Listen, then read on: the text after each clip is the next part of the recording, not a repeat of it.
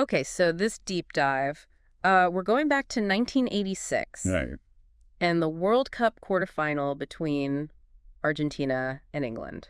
It's a classic. Oh, it's a classic, isn't it? Yeah.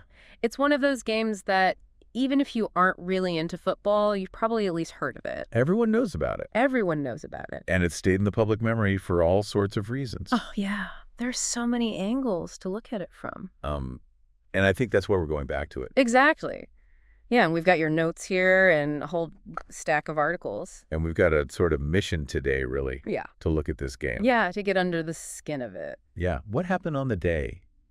How did a goal that probably should never have stood become so legendary? And so controversial. Yeah. And part of football folklore. Exactly. So why is it so unforgettable? That's a great question to start with, isn't it? Yeah. I mean, what are the different ingredients that go into making a sporting event so iconic? Is just the action on the pitch? Or is it everything else around it? Yeah, the kind of context. Yeah. Okay, so let's set the scene for our listeners. Okay. June 22nd, 1986. Mexico. The World Cup is in full swing. An amazing tournament. And this relatively small Argentinian player is just on fire. Diego Maradona. Diego Maradona, he's the name on everyone's lips. Genius. A genius. Even then, he was already considered a genius. Yeah. You know, he wasn't just... He wasn't just some breakout star. No, he was already a global superstar. Yeah, okay, so Argentina are on a bit of a mission then with Maradona at the helm. Big time. And they come up against England in the quarterfinal. This wasn't just a straight knockout match. Not at all. There was so much more to it. So much more at stake. Yeah. I mean, most of our listeners will remember, I guess. The Falklands War? Yeah, the Falklands War had it only been, 4 years earlier? 4 years? Yeah, so relations between Argentina and England were... Very raw. Very raw. Very raw. Very tense. So when these two nations met on the football pitch...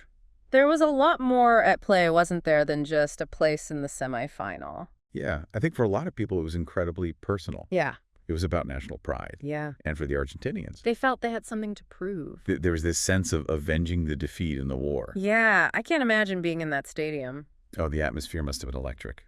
Yeah, just so much expectation, so much emotion riding on this game. So it was more than just a game. Yeah, and then early in the second half, the 51st minute, to be precise. This is the moment everyone remembers. Yeah, the infamous hand of God goal. Okay, so talk us through it. What actually happened? Well, Maradona goes up for a high ball with Peter Shilton. The England goalkeeper. The England goalkeeper, yeah. And Shilton was, significantly taller. Much bigger. And Maradona just uses his left hand. Punches it. Punches the ball into the net. Oh, it's so blatant when you watch it back.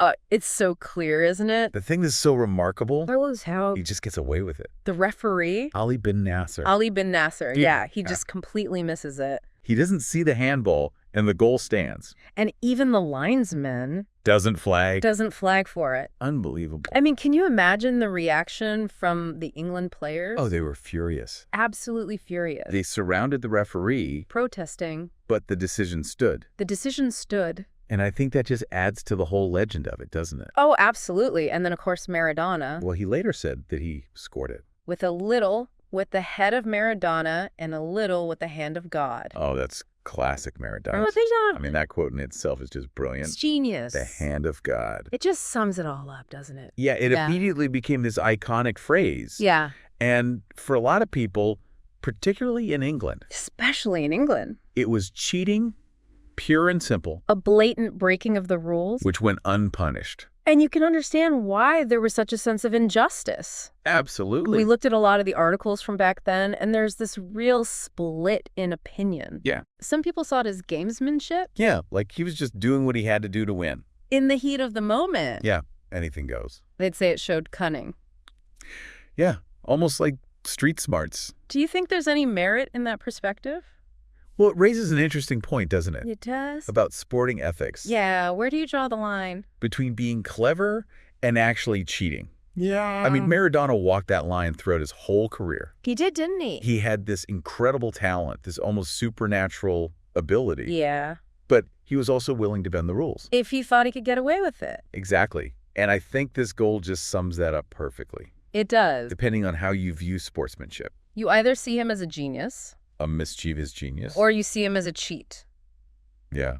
And I think that's why he's such a fascinating figure. A very divisive figure. Yeah, you either love him or you hate him. Okay, so then just 4 minutes later, 4 minutes Unbelievable. in the 55th minute. It's like something out of a film script. It's almost too good to be true. Yeah, you've got to think about the psychological impact at that point. Oh, England were reeling from that injustice. And Argentina had this extra lift. This controversial lead. Yeah, and then Maradona goes and scores what's considered by many to be The goal of the century. the goal of the century. So he picks the ball up in his own half Yeah, and just weaves through the England players, one after the other. beats them all. I mean, he goes past Glenn Hoddle, He Peter Reid, Derry Butcher twice. and then rounds Peter Shilton to slot the ball into an empty net. It's just beautiful to watch, isn't it? The skill, the agility, the audacity. It's just breathtaking. It really is. It's a moment in football that, You never forget it. yeah, it stays with you. And as you said, FIFA later officially voted it, The goal of the century. which I think cements it, doesn't it? Yeah, it's up there, isn't it? It really is. What makes that goal so special for you? It's the contrast with the hand of God. Yeah. For me, it's like he needed to show everyone Yeah. just how good he was. Yeah. Like, yes, maybe I cheated for the first Walk one, away with one. but look what I can really do. Yeah. You know, It's that contrast. it's the sublime and the illicit, all within the space of 4 minutes. Unbelievable. It says a lot about Maradona, It does. his character, And complexity. the complexity of him. The light and the shade. Yeah, absolutely. So we've got this moment shrouded in controversy, immediately followed by this moment of pure footballing brilliance. Yeah. It's hard to think of another example in sport like that. So then what happens? Well, Argentina win the game, of course. 2-1. They go on to win the World Cup. And that victory for Argentina, It's still so important for them, isn't it? yeah, it's a huge part of their national identity. Yeah. And Maradona's role in that. Oh, he was instrumental, wasn't he? He carried them. I think a lot of people consider that tournament to be his greatest moment. He was unstoppable.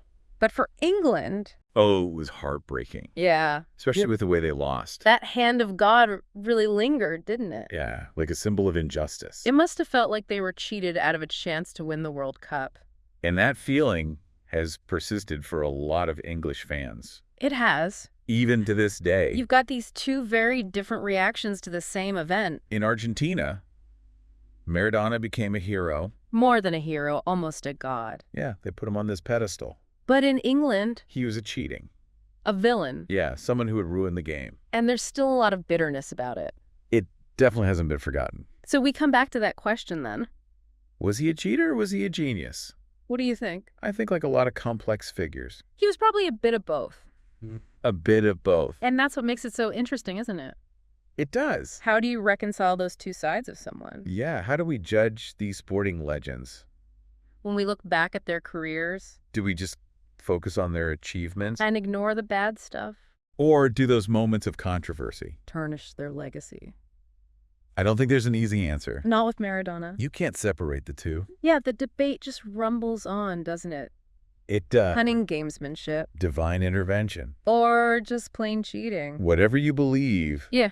there's no denying the impact of that game.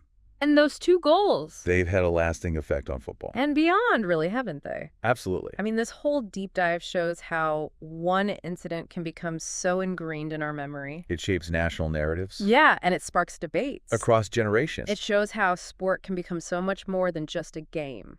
It taps into something deeper. Our sense of identity. Yeah, tribalism. It's fascinating. It really is. So we've looked at that 1986 World Cup quarterfinal, A game full of tension, Argentina versus England. with the backdrop of the Falklands War. And of course, we focused on the two goals from Diego Maradona Good hand of God. and the goal of the century, 2 moments of pure drama. 4 minutes apart. Yeah. Summing up Maradona's brilliance, And his controversial side, a true sporting legend. it leaves us with a lot to think about. It does. How do these moments of controversy And brilliant. shape someone's legacy? Not just in sport, But in any field where people push the boundaries where they capture our imagination. and do things we don't expect. Something to ponder. Definitely. Thanks for listening. Cheers. See you next time.